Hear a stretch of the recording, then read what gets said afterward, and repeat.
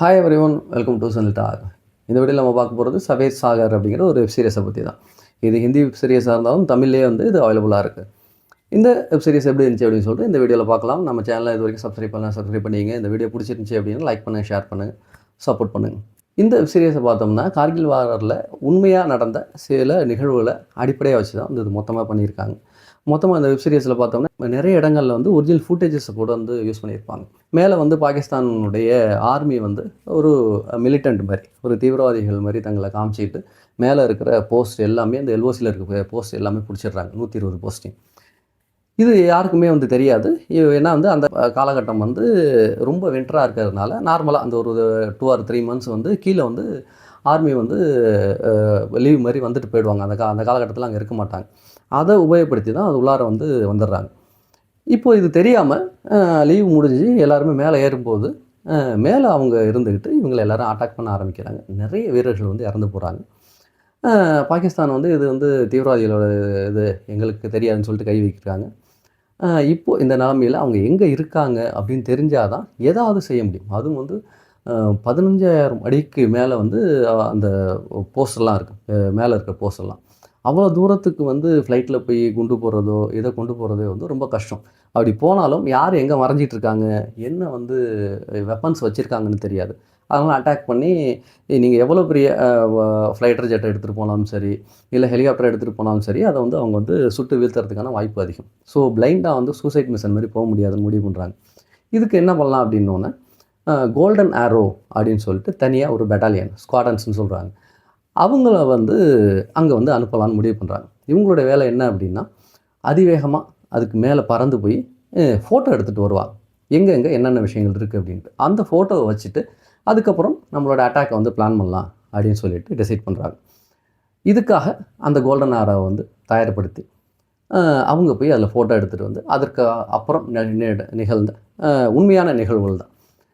இது எல்லாத்தையும் வச்சுட்டு தான் வந்து மொத்த இந்த வெப் சீரிஸுமே பண்ணியிருக்காங்க. ஒரு 6 எபிசோடு தான். ஒவ்வொரு எபிசோடும் வந்து ஒரு 50 நிமிஷத்துக்கு மேலே போகும். ஆனால் மிரட்டலாக பண்ணியிருந்தாங்க. வாவுன்னு சொல்லுவோம்ல, அந்த மாதிரி இருந்தது. டெக்னிக்கலான கேமரா ஒர்க்கு, ஸ்கிரிப்டெல்லாம் சொல்ல, அதுவும் பிரமாதமாக இருந்தது. அது இல்லாமல் ஒரு ஏர்ஃபோர்ஸ் உள்ளார் எப்படி இந்த விஷயங்கள்லாம் நடக்கும், எப்படி அவங்க பிளான் பண்ணாங்க, எப்படி வந்து அவ்வளோ பெரிய ஒரு மிஷனை வந்து கேரி அவுட் பண்ணாங்க. ஏன்னா வந்து 16,000 அடிக்கு மேலே வந்து உலகத்தில் எந்த ஒரு ஏர்ஃபோர்ஸுமே வந்து இது வரைக்கும் வந்து பெரிய அட்டாக்கை வந்து நிகழ்த்துனதே கிடையாது. ஃபஸ்ட்டு வந்து இந்தியன் ஏர்ஃபோர்ஸ் பண்ணியிருக்கு, பெரிய வசதிகளே இல்லாமல்.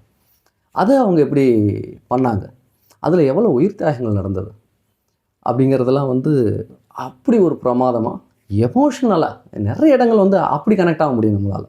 அதுவும் அஜய் அக்குஜா அப்படிங்கிற ஒரு கேரக்டர் தான் ரியல் கேரக்டர். அதோட ரியல் ஃபுட்டேஜ் வந்து நமக்கு போடுவாங்க. அந்த கேரக்டரில் வந்து சித்தார்த் பண்ணியிருந்தாப்புல பிரமாதமாக இருந்தது.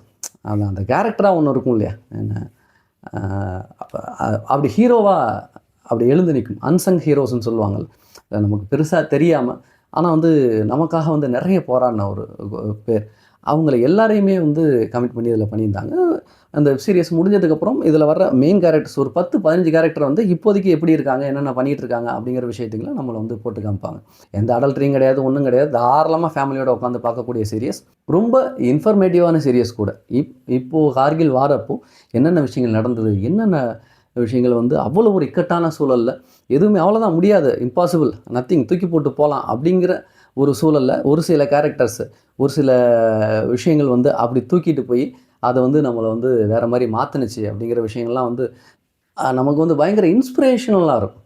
என்ன அற்புதமான சீரியஸ். என்னை பொறுத்த வரைக்கும் இது ஒரு மஸ்ட்டு வச்சுன்னு நான் சொல்லுவேன். தமிழில் ஏற்கனவே சொன்ன மாதிரி இது அவைலபிளாக இருக்குது. தாராளமாக ஒரு வாட்டி வந்து இதை வந்து ட்ரை பண்ணுங்க. அதுவும் இதில் யூஸ் பண்ணி இந்த ஸ்பெஷல் எஃபெக்ட்ஸ், சிஜி, சவுண்ட் எஃபெக்ட்ஸ்லாம் சூப்பராக இருந்தது. ஒரு 5.1ஓட வச்சுட்டு பார்த்தீங்கன்னா பேல் ஹார்பர்லாம் பார்த்துருப்பீங்க. அதை விட நல்லா இருந்துச்சுன்னு கூட சொல்லுவேன். இதனுடைய சிஜிலாம் ரொம்ப அழகாக வந்து பண்ணியிருந்தாங்க. இதில் ஒரு 6-7 ஃப்ளைட்ஸை வச்சுக்கிட்டு 6 ஃபார்மேஷன் ஒன்று வந்து அஜய் அக்குஜா வந்து பிளான் பண்ணுவார். அந்த இடம்லாம் அப்படியே புல் அரிக்கிற மாதிரி இருந்தது. வந்து நம்ம ஹீரோஸ்லாம் வந்து நம்ம கமர்ஷியல் படங்கள்லாம் காமிப்பாங்க. அவர் மாத்திரம் வந்து பாகிஸ்தான் உள்ள போவாப்பில் இருக்கிற இடத்துலலாம் அப்படியே குண்டெல்லாம் போட்டு அவர் மாத்திரம் கிளம்பி வந்துட்டு இருப்பார். அப்படியெல்லாம் பண்ண முடியாது. ஏன்னா அவங்களும் வந்து மிகவும் சக்தி வாய்ந்தவங்க. அவங்களுக்குள்ளாரையும் அப்படியெல்லாம் போயிட்டு வர முடியாது. ஏன்னா இதெல்லாம் தாண்டி எப்படி பண்ணுச்சு. அதே மாதிரி வந்து பொலிட்டிக்கல் ப்ரெஷரும் சுற்றியும் இருக்கும். டப்புன்னு அப்படியும் செஞ்சிட முடியாது. நம்ம கோவங்கள்லாம் இருந்தாலும் அதையும் வந்து ஹேண்டில் பண்ணி பண்ணணும் இப்படின்னு சொல்லிட்டு எல்லா விஷயங்களையும் ரொம்ப அழகாக பேலன்ஸாக பிரமாதம் வந்து ஸ்கிரிப்டாக பண்ணியிருந்தாங்க. அதை எடுத்ததும் வந்து சூப்பராக இருந்தது. ஏற்கனவே சொன்ன மாதிரி இது ஒரு மஸ்ட் வாட்ச். கண்டிப்பாக வந்து ஒரு வாட்டி வந்து அதை ட்ரை பண்ணுங்கள். மறுபடியும் ஒரு சூப்பரான வீடியோவில் பார்க்கலாம். டில் தென் பாய்.